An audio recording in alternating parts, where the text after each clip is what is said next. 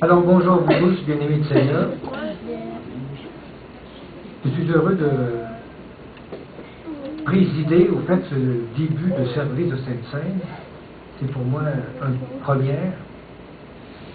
On va aujourd'hui regarder attentivement un verset dans la Bible en rapport avec la relation que Jésus a eue avec Nicodème et qui lui dit quelque chose d'un peu étonnant. J'ai constaté qu'en rapport au rituel du baptême, un texte est souvent cité par nos dirigeants religieux afin d'inciter les nouveaux convertis au baptême. Surtout le baptême par immersion qu'on exécute chez nous, et d'en faire des nouveaux membres d'Église. Prenons donc notre attention sur ce texte qu'on a lu avec Sébastien, un peu énigmatique, prononcé par Jésus lors de la rencontre avec Nicodème. Encore aujourd'hui, beaucoup de personnes comprennent mal ce texte et on va essayer de le comprendre davantage et de mettre une compréhension plus certaine de ce texte. On lit le texte dans Jean, donc l'Évangile de Jean, chapitre 3 et le verset 5. Jésus répondit, en vérité, je te le dis, si un homme ne naît d'eau et d'esprit, il ne peut entrer dans le royaume de Dieu. Dans cette déclaration, Jésus semble nous dire qu'on a besoin de deux étapes pour entrer dans le royaume de Dieu. Naître d'eau, première étape. Deuxième étape, naître d'esprit. En citant ce texte, certaines personnes affirment que le rituel du baptême, plongé dans l'eau, est essentiel au salut et constitue la première étape. Mais cela est faux. On va essayer de voir ça aujourd'hui et de le comprendre. Qu'est-ce que Jésus voulait donc dire en disant il faut naître d'eau et d'esprit pour entrer dans le royaume de Dieu? Mais avant de commencer, on va essayer de débuter à savoir qui est ce Nicodème qui vient voir Jésus. Personnage un peu spécial. La Bible dit au début, verset 1, il est dit, mais il eut un homme d'entre les pharisiens, nommé Nicodème, un chef des Juifs, qui vint lui auprès de Jésus de nuit. C'est ça qui est marqué. Nicodème est donc un chef, membre de l'ordre des pharisiens. Une clique un peu spéciale où, dans les religieux, c'est les parfaits. C'est ceux qui sont, selon la loi, excellents en toutes choses. Les pharisiens respectaient scrupuleusement la loi de Dieu et ne touchaient à rien d'impur. Ils étaient reconnus comme le modèle de perfection religieuse. Ils se considéraient pieux et agréables à Dieu. Ils étaient certains que le paradis terrestre leur était réservé. Eux autres qui passaient pour le ciel, c'était ça. On raconte donc dans l'histoire que Nicodème allait voir Jésus de nuit. Donc il voulait vraiment, dans sa curiosité, avoir un entretien avec ce personnage qui est Jésus, et de nuit parce qu'il voulait sûrement ne pas être vu avec Jésus, qui était mal considéré pour l'organisation religieuse de son temps. Donc Nicodème est curieux, Nicodème veut avoir un entretien avec Jésus, Nicodème veut savoir des choses sur sa religion. Mais croyez-vous que Nicodème est assez curieux pour aller voir Jean-Baptiste quand il baptisait dans le désert? Moi, je crois que oui. On va lire un texte. Dans Matthieu 3, 1.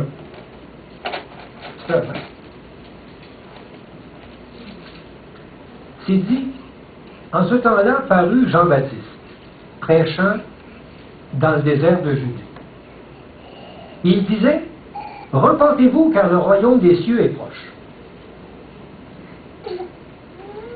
verset 7, voyant venir à son baptême beaucoup de pharisiens. Je croirais que Nicodème, peut-être, était surnom du nombre. Et de Sadducéens, il leur dit, race de vipères, qui vous a appris à fuir la colère à venir? Produisez donc des fruits dignes de la repentance. Nicodème est sûrement allé voir Jean-Baptiste dans le désert lorsqu'il prêchait et baptisait. Je le crois. Mais avec un accueil pareil, croyez-vous que Nicodème s'est fait baptiser par Jean-Baptiste? Non, je pense pas. D'ailleurs, Nicodème était de l'ordre des pharisiens, pur, sans tache, parfait selon la loi.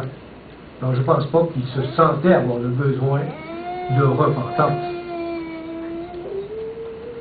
Donc Nicodème, je pense qu'il a entendu Jean-Baptiste prêcher dans le désert, il a été voir comment ça fonctionnait, et il a sûrement entendu les prédications de Jean-Baptiste.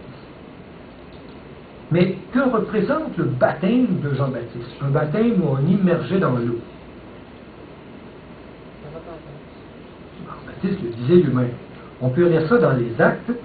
Paul nous en donne un résumé. Acte 19.4 dit, alors Paul dit, Jean a baptisé du baptême de repentance, disant au peuple de croire en celui qui venait après lui, c'est-à-dire en Jésus.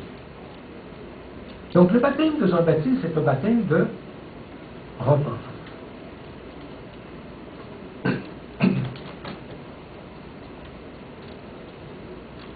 La repentance, c'est quoi? C'est reconnaître que nous sommes pécheurs et que nous avons besoin d'un sauveur. Par ce rituel, le croyant exprime sa prise de conscience de son état pécheur et sa volonté de s'abandonner dans le pardon de Dieu. C'est l'eau qui lave les péchés. Il expérimente donc à ce moment une paix profonde et devient pur face à Dieu. En d'autres mots, le croyant a compris qu'il ne valait rien et qu'il était incapable de faire quelque chose de bon par lui-même, alors il accepte de s'abandonner totalement entre les mains de Dieu. C'est la mort complète de son ego qui est symboliquement représentée par son immersion dans l'eau. Ses désirs et ses passions s'engloutissent pour laisser la place aux désirs et aux passions de Dieu dans sa vie. Cet élément de repentance est essentiel pour entrer dans la vie éternelle et il est représenté par l'eau. C'est l'image pour cet élément essentiel qu'est la repentance. Jésus enseignait donc à Nicodème qu'il est essentiel pour entrer dans la vie éternelle de passer par la repentance, qui est représentée par le baptême de Jean, c'est-à-dire immergé dans l'eau. Donc Jésus disait à Nicodème, tu as besoin de passer par la repentance. Nicodème est allé voir Jean-Baptiste. Est-ce qu'il s'est fait baptiser par Jean-Baptiste? Sûrement.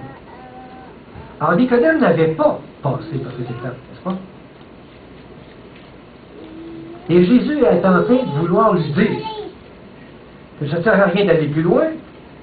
Même quand tu es allé voir Jean-Baptiste, tu n'as pas accepté ce message-là de repentance.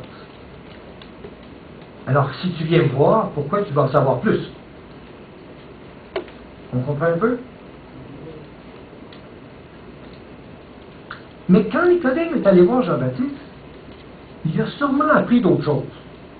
C'était beau, le baptême de repentance, il ne s'est pas senti repentant, mais il a écouté Jean-Baptiste dans tout ce qu'il a dit, il a sûrement appris autre chose. Faut que je le fasse avancer de temps en temps. Dans Matthieu 3,11, c'est Jean-Baptiste qui prêche encore dans le désert et qui dit « Moi, je vous baptise d'eau pour vous amener à la repentance. Mais celui qui vient après moi est plus puissant que moi, et je ne suis pas digne de porter ses souliers. Lui, il vous baptisera du Saint-Esprit et de feu. Donc Jean-Baptiste annonce que Jésus va baptiser de Saint-Esprit et de feu. Sûrement Nicodème l'a entendu ça.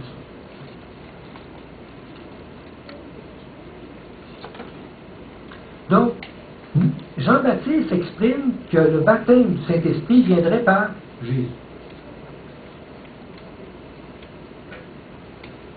Et Jésus, quand il dit à Nicodème, en vérité, je te le dis, si un homme naît d'eau et d'esprit, il est en train de lui rappeler exactement ce que Jean-Baptiste avait déjà dit dans le désert. Il répète ces mêmes paroles. Il renvoie Nicodème à l'événement où celui-ci a rejeté l'appel de Dieu à la repentance. Car si cette étape n'est pas acceptée, vécue et comprise, il ne sert à rien d'aller plus loin, d'aller voir Jésus. Amen. Amen. Mais sûrement que Nicodème savait très bien ce que ça voulait dire, naître d'eau, parce que Jean-Baptiste le prêchait. Mais quand Jésus a dit il faut aussi naître du Saint-Esprit, c'était peut-être pas si clair. Alors Jésus va essayer d'y expliquer. On n'a pas lu dans Jean, on a lu de 1 à 7, mais il y a un verset, Jean 3, 8.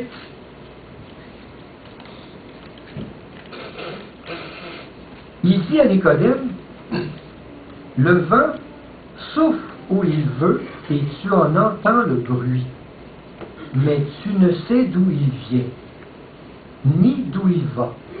Il en est ainsi de tout homme qui est né de l'Esprit. Il est en train d'expliquer c'est quoi naître de l'Esprit. Et on peut lire dans Romains 6,4, Paul il dit, nous avons donc été ensevelis avec lui par le baptême en sa mort, afin que comme Christ est ressuscité des morts pour la gloire du Père, de même nous aussi nous marchions en nouveauté de vie. Être baptisé du Saint-Esprit, c'est de marcher en nouveauté de vie. C'est de marcher avec l'Esprit. C'est d'accepter une vie nouvelle avec Dieu. Cet ingrédient s'exprime par un changement de comportement en complète harmonie avec l'Esprit de Dieu. Le croyant accepte de s'unir et de marcher avec Dieu, afin de devenir une force active pour le bien. Il permet au Saint-Esprit d'habiter en lui et consent à toutes ces directives que l'Esprit lui donne dans son esprit. Par la prière, il conserve une grande intimité dans sa relation avec Dieu. Il est important de savoir que ce élément du Saint-Esprit ne peut pas être actif, ne s'active pas, ne fonctionne pas si le premier élément, mourir à soi-même, baptême d'eau, n'est pas pleinement en action. Il y en a beaucoup qui veulent vivre de l'Esprit sans mourir à soi-même, ça fonctionne. Donc, on va essayer de résumer. On va mettre les deux un à côté. Jésus répondit, en vérité, je te le dis, si un homme naît d'eau et d'esprit, il ne peut entrer dans le royaume de Dieu. Par son entretien avec Nicodème, Jésus nous a révélé que le passage vers la vie éternelle passe par une seule étape, et non deux. C'est l'étape qu'on appelle la nouvelle naissance, qui est composée de deux éléments. Donc une sorte de réaction chimique, mais ça prend deux éléments, l'eau et l'esprit. Et quand il y a ces deux choses-là, il y a passage pour la vie éternelle. Premièrement, donc, l'abandon complet de notre moi dans les mains de Dieu est représenté par l'eau.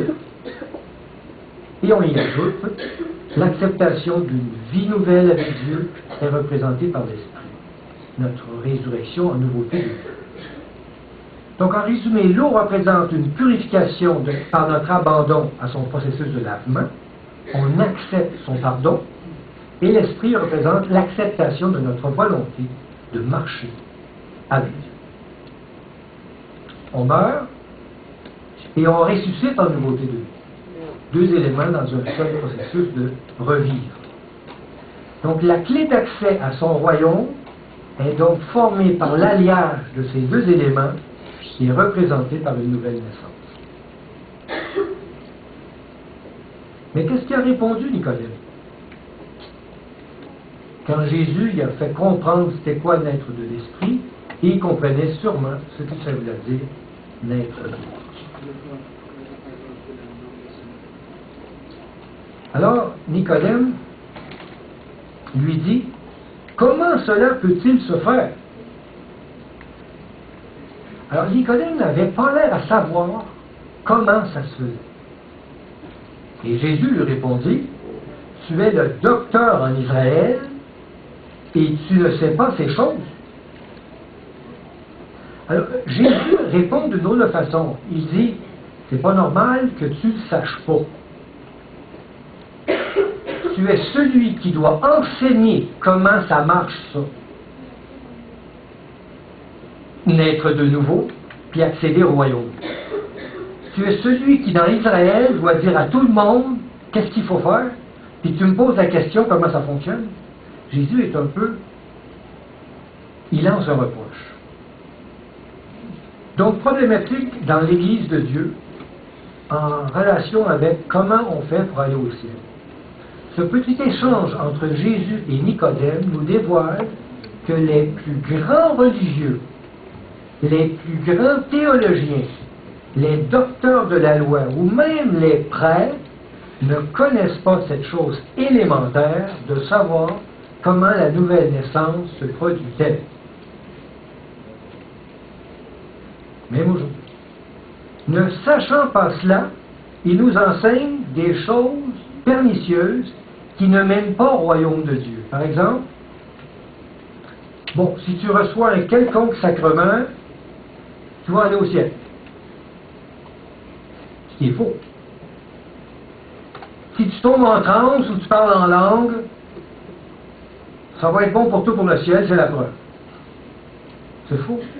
Si tu reçois un don de l'esprit, ou si on te baptise bien creux dans l'eau, pas de sa tête, ton ciel est assuré. C'est faux. Ça ne mène pas au royaume de Dieu. Il y a deux éléments qui mènent au royaume de Dieu. La repentance et la nouvelle naissance en Jésus.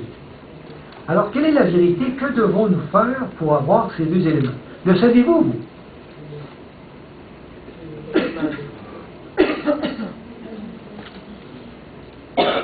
Là, j'avance. Il est important de savoir que ces deux ingrédients qui nous donnent accès au paradis perdu nous sont gratuitement offerts par Dieu et que nous les possédons déjà, ces deux ingrédients. Nous n'avons qu'à les utiliser. Notre accès au royaume divin est un don offert par Dieu en son Fils Jésus-Christ. Et ce don est un cadeau donné sans rien attendre en retour. Il n'attend rien de nous qu'on les utilise. Il n'y a donc aucune préparation aux conditions préalables à recevoir ce cadeau et nous l'avons déjà tous reçu en la personne de Jésus-Christ, dans sa vie, sa mort et sa résurrection. Le problème, c'est que généralement, nous refusons ce merveilleux don au lieu de l'accepter avec gratitude. Dans son amour, Dieu nous laisse libres de refuser l'offrande de son salut. Malheureusement, en refusant de mourir à soi-même, notre nature pécheresse repousse cet excellent don de la vie éternelle. On ne veut pas mourir à soi-même, on délaisse cela. Nous avons tous fait personnellement l'expérience de notre résistance à son appel de réconciliation. Dieu attend de nous une réponse de foi dans l'acceptation de ces deux ingrédients, de s'abandonner dans ses bras et de vivre dans son esprit. L'ingrédient qu'il nous donne. C'est si simple et pourtant si incompris et si mal enseigné.